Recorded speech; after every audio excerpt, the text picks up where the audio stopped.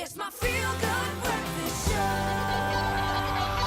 Call us on your cell phone. Culinary Hotline Bling. That can only Hey, you know what time it is. It's a Wednesday morning. Welcome to it. It's your Culinary Hotline Bling. Ting, ting, ting. Getting in there.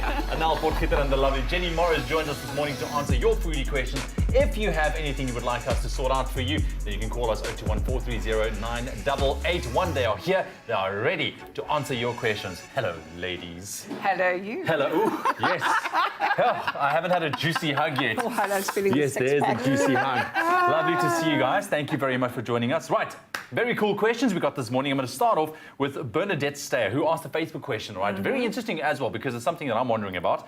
Hi, I got an air fryer from my daughter for Christmas. Can you give me some ideas what else I can cook in it? I have only done chips and fish cakes. Can I do roasts? I think that's a problem. People get stuck with chips and fish cakes or crumbed stuff because they don't want to deep fry it.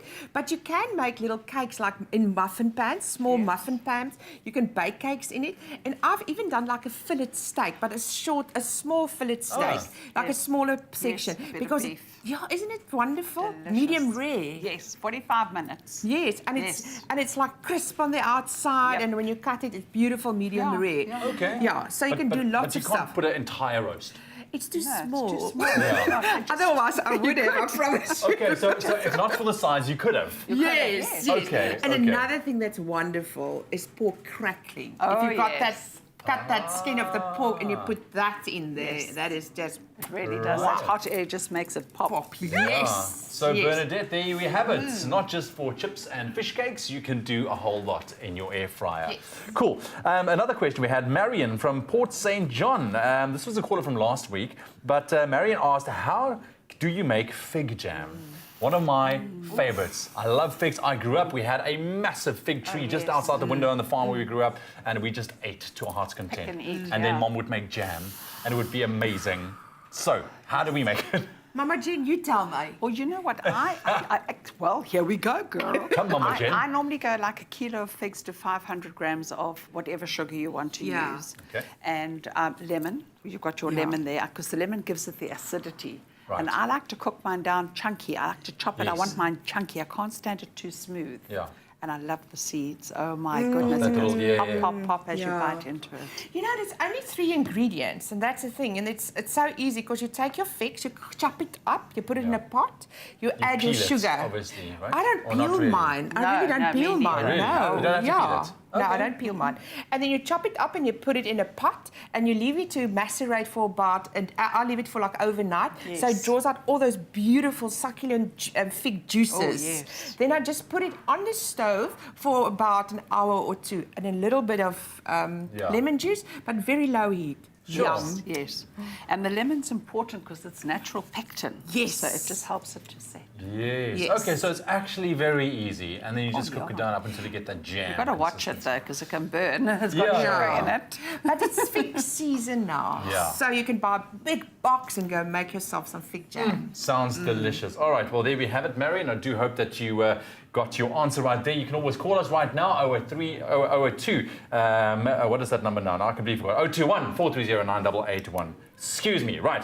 So we have another question here from Samukaliswe. Says, how to cook quinoa? Do you cook it like oatmeal? No. This is the thing. I think we've just been discussing it. I think a lot of people just don't know how to make quinoa properly. You know what? It's such an ancient grain. It's it's got the highest protein content of all the grains Yes. in the vegetable world. Yeah. Do you want to? Yes, yes. So what I do, you treat it like rice. So for a cup of quinoa, I add 3 cups of water. And you put it in a pot. I rinse mine beforehand, Yes. just a little bit, because it's more a seed than Yeah. a grain. And it's bitter if you don't. Yeah, rinse if you it. don't. Then you cook it for about 10 to 12 minutes, and then it releases like a little sterkie, like Yeah. a white little tail. It's quite beautiful, I must say. And then you can eat it. And what's nice about quinoa, you can actually use it as a sultry, a savoury, and a sweet. Sweet, yes. Yes. Okay. Yes. Yeah. So, and what also is really nice about this, unlike rice, you can throw the water off if you've gone a little bit too far. Yes. That's the one thing you can rescue. Yes. Or if there's not enough, you can keep adding as it cooks. And but like Anel says, The minute that little sterkie comes out, take it off. Yeah, that's it. And let it sit. Yes, Yeah. it needs texture. You guys, that's very healthy. I eat a Health lot of conscious, quinoa. You eat a lot Yeah. because it's really high in protein and low in carbs. And So it this goes is- a long way. Yeah. I mean, a Yeah. little makes a lot. Yeah. It really does. And what's nice about it, you can cook it over the weekend, and it lasts for about a week in the fridge. So you can cook a whole lot, or you can freeze it. It freezes Beautifully. Yeah, freezes beautifully. Yeah, we Oh. do it in the restaurant. If we don't have that in our fridges every single day, we won't have customers. Well, there we go. You see, it's a brilliant superfood, I can call Yes, it as it well. is a superfood. It is a superfood, yes. We're going to be back with our leading ladies in just a bit to answer more of your questions. 021-430-9881. If you have any questions, call us and you can talk to them live on air. We'll be back. It is your culinary hotline. Bling, ting, ting, ting. It's my feel-good breakfast show. Call us on your cell phone. Culinary Hotline Bling. That can only mean one thing. Hey, here we go once again. It's the culinary hotline. Bling, ting, ting, ting. Get in there. Our leading ladies in the kitchen, Jenny Morris and Anel Potgieter, they are here answering your questions. Our lines are open. 021-430-9881. So good on your Wednesday. Are you guys ready for Valentine's Day? Hey? Oh, Did you realize it's tomorrow? I've got a restaurant full of people. Yes, I remember. Can I tell you what I bought for husband for Valentine's? Oh, no. He's not watching. A wheat eater. A wheat eater. Yes. That's the perfect gift for a husband. I want one. Or a nice big knife, especially for husbands that don't cook. I said, girls, you've got your knife. Exactly. Listen, thank you very much. Remember, you can call us if you have a conundrum that you would like our ladies to sort out for you. Then call us 021-430-9881. Right, Vilma Liederman. Hello, Vilma. She had a question on Facebook for you guys saying, what would Mama Jenny do with a fresh snook off the boat? Braaiing and frying is all the hubby does with it. Well, hubby, there's a thing called the oven. You don't always have time to brine. Yeah. So, I mean, you just take it butterflied like that. Snook can actually also be quite dry in Elkie, Yeah. So I normally just take a bit of butter, literally with my hands, and I rub it lovingly over its little snooky body, and then some lovely fresh herbs on it, and some garlic. Yeah. Squish of lemon juice in literally minutes. Yeah. 15 minutes, 10 minutes, depending on the size. Yeah.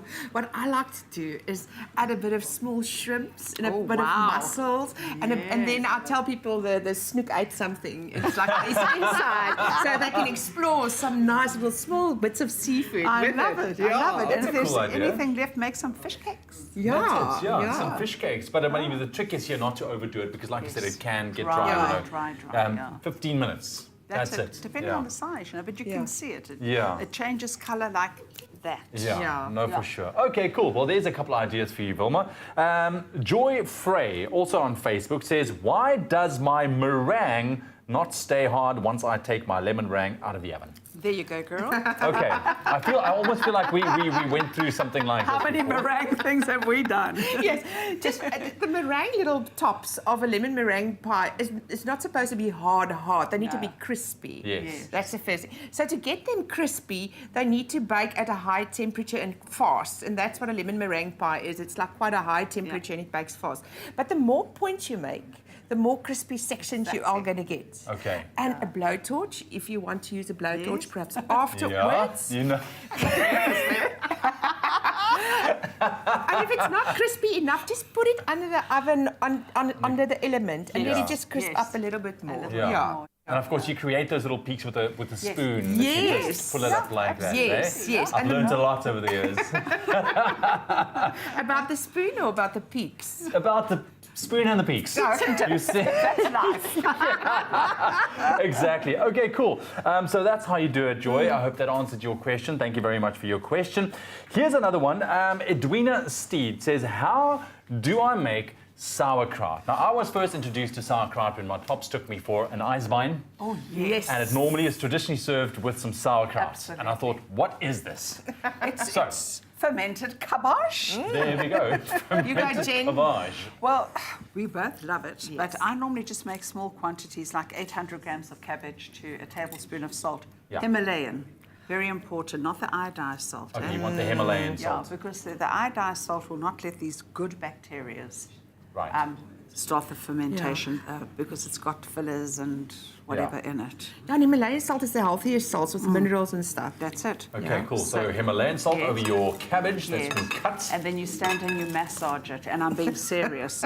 If you've got time, let it stand for 20 minutes, but it's so nice. And you massage, you release the water, which creates a natural brine. Yes, Okay, yes. okay. And you can add perhaps flavorants like some of this Little cumin or caraway seeds or That could be nice, anything that you like.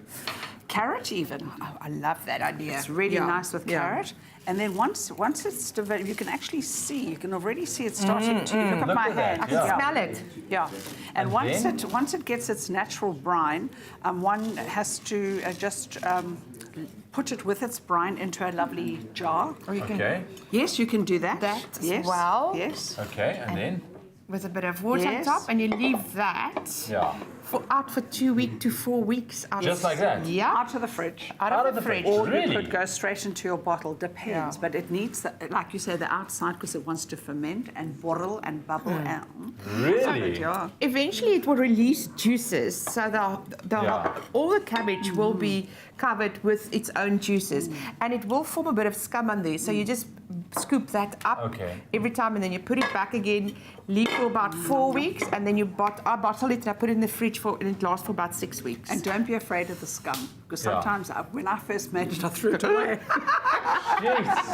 I would love to meet the person that figured out how to do this in the first place. Without dying. And it was okay. Yeah, Actually, especially douch those birds. once the It's scum very good appeared. for your gut health. Yes, fermented foods. There's a big trend around Yeah, fermented foods. We know totally, this. yeah. Ladies, thank you very, very much for joining us this morning. Really Pleasure. appreciate it. Some very cool tips. That's your culinary hotline. Bling, ting, ting, ting.